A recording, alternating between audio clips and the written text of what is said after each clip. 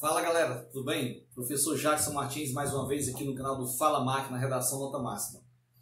Visitando lá o canal do YouTube, muita gente pediu para que eu falasse um pouquinho da redação da UES, né? E cumprindo aí a promessa, esse vai ser mais um vídeo que eu vou tratar aqui de 3 gêneros textuais, apostas minhas que podem cair no vestibular da UES, tá bom? E logo mais. Vamos começar pelo artigo de opinião. As pessoas perguntaram, Máquina, um artigo de opinião é igual à redação dissertativa argumentativa do Enem? Não, gente, não é. O artigo de opinião na UES, vamos logo considerar aqui 3 pontos que são indispensáveis para o nota máxima. O primeiro, a UES usa uma folha de 25 linhas, que é uma estrutura padrão. O segundo, você não tem que colocar os elementos que são moduladores da sua tese e da sua conclusão, diferentemente que no Enem você tem que colocar. E o terceiro, o artigo de opinião, o próprio gênero já está dizendo. É uma opinião, então você não tem que convencer a banca da sua opinião. Você tem que argumentar, opinar, e ali já está sendo traçada ali a sua proposta de texto, apresentando ali a sua proposta a solucionar o problema. Então vamos lá. Como é que eu começaria o artigo de opinião? Vamos pegar, imaginemos aqui que nós estamos com a folha da UES. Se são 25 linhas, o que é que eu posso fazer? A minha introdução, ela deve dialogar com a minha conclusão. Então eu colocaria tanto na introdução quanto na conclusão de 4 a 5 linhas. Uma introdução com 4 a 5 linhas e uma conclusão também nesse mesmo parâmetro. O DS1, que eu chamo de desenvolvimento, né? Esse primeiro desenvolvimento, que seria o DS1, eu coloco ali as causas que eu vou comprovar a minha opinião sobre a problemática que foi apresentada como gênero, no caso o artigo. E o DS2, logicamente, eu vou apresentar ali o primeiro processo de trabalho de uma possível solução argumentativa com a minha opinião, meu ponto de vista sobre a proposta que eu escolhi, tá bom? Então, olha aí, introdução de 4 a 5 linhas, conclusão de 4 a 5 linhas, o meu desenvolvimento 1 de 6 a 7 linhas e o meu desenvolvimento 2 também de 6 a 7 linhas. Aí perguntaram lá no YouTube, no canal, como é que eu iniciaria essa introdução? Se era interessante eu colocar um pensador, uma passagem filosófica, literária? Muito cuidado, tá? Dependendo do que seja pedido no gênero textual artigo de opinião, temos que ter uma posição clara, uma abordagem bem direcionada e crítica. Se eu tiver esse espaço de colocar um pensador, uma passagem filosófica, literária, ou de qualquer outra área do conhecimento, muito bem, se você tiver domínio dessa área, coloca essa proposta fundamentando o teu ponto de vista. Lembrando que o teu primeiro parágrafo de introdução, logicamente, você vai defender o ponto de vista. É quando você vai apresentar à banca o início da tua argumentação, do teu direcionamento do que seria o artigo. No meu DS1, logicamente, já de posse desse direcionamento que eu coloquei na introdução, eu vou apresentar algumas causas que me levaram a apresentar para a banca o meu ponto de vista. Geralmente eu gosto de colocar umas causas negativas que vão mexer com a parte crítica da banca de interpretação. No meu DS2, logicamente, eu devo iniciar ali com a ideia já, logicamente, de oposição, uma ideia opositiva. Geralmente é bom colocar ali uma conjunção adversativa, né? Dando ali o contraponto da visão e comprovando a minha argumentação a partir do meu ponto de vista. Então é muito interessante você ter cuidado com isso.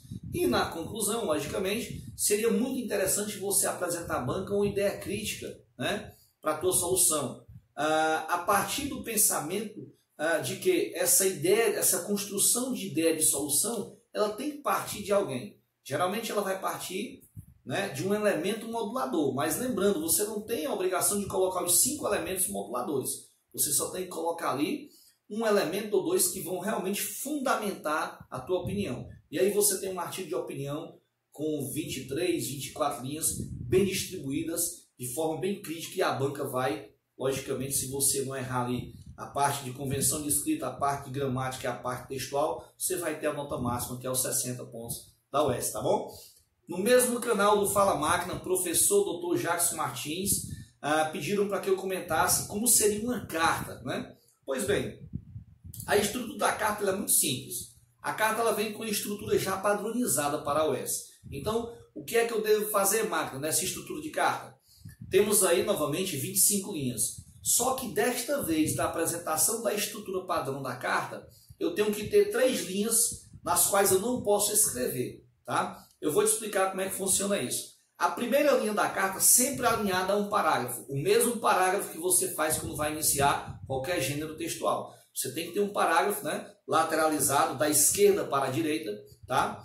Ali mais ou menos uns 10 milímetros, 12 milímetros, a gente vai ver isso aí.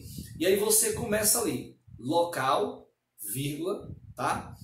A data seguida do mês e o ponto final. Por exemplo, Fortaleza, 15 de dezembro de... Fortaleza, vírgula, 15 de dezembro de 2019, ponto. Então, depois que você colocar a data, tá? O local, tá? Você vai colocar uma linha sem escrever.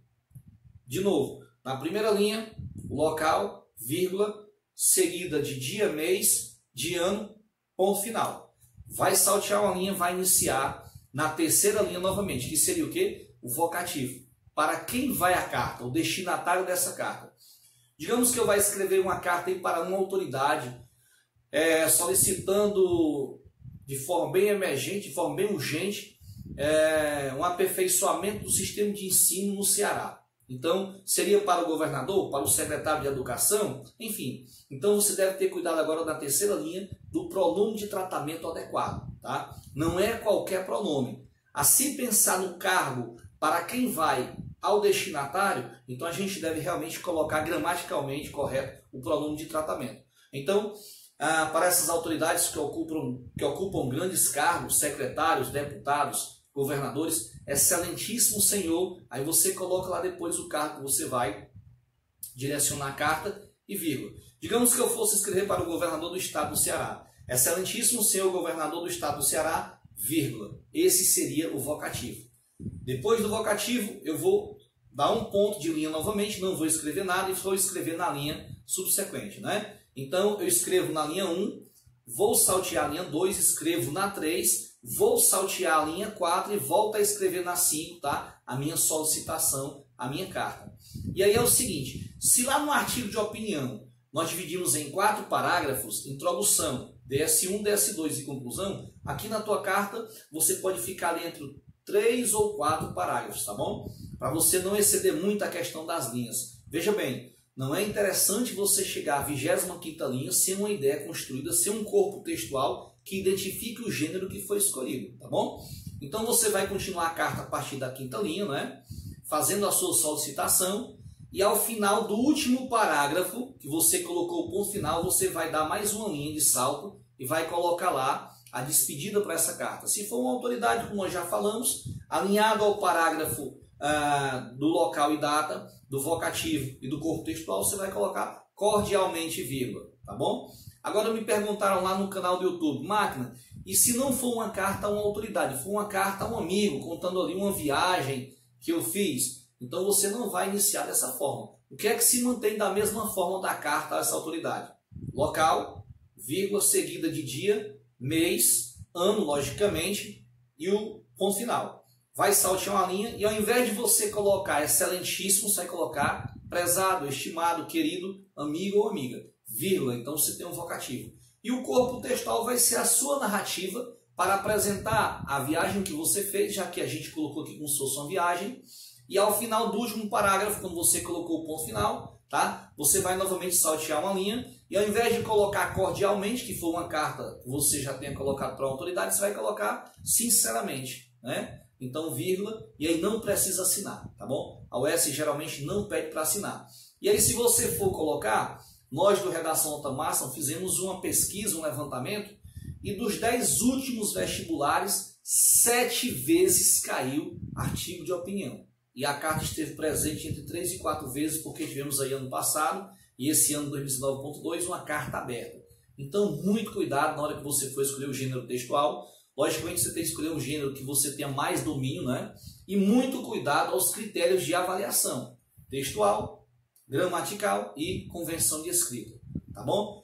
E finalizando o nosso processo de discussão dos gêneros textuais que levam nota máxima na UES, eu vou falar agora do último gênero, tá? Pedido lá no nosso canal do YouTube. Uma narrativa, tá? Uma narrativa. A narrativa, geralmente, ela vai estabelecer na UES. O corpo textual vai aparecer dividido entre 3 ou 4 parágrafos também, tá? Não é nada preso, porque a narrativa ela pode ser uma narrativa lúdica ou fantástica, tá? Então você vai estar ali trabalhando com verbos do pretérito perfeito e imperfeito. E a adequação, a concordância desses verbos ao gênero que você escolheu é muito importante, porque há uma padronização somente da parte gramatical. Agora eu não posso assim, eu vou prender aqui a minha narrativa em 19 linhas. Lembrando que a quantidade mínima de linhas na US, 20 linhas. Menos que isso você já sai perdendo em texto, tá bom? Então muito cuidado na hora de escrever, tá? Eu desejo a você uma boa sorte, uma excelente prova e vamos à nota máxima 60 na US. Professor Jackson Martins Máquina, redação nota máxima, até a próxima. Ficou bom, né?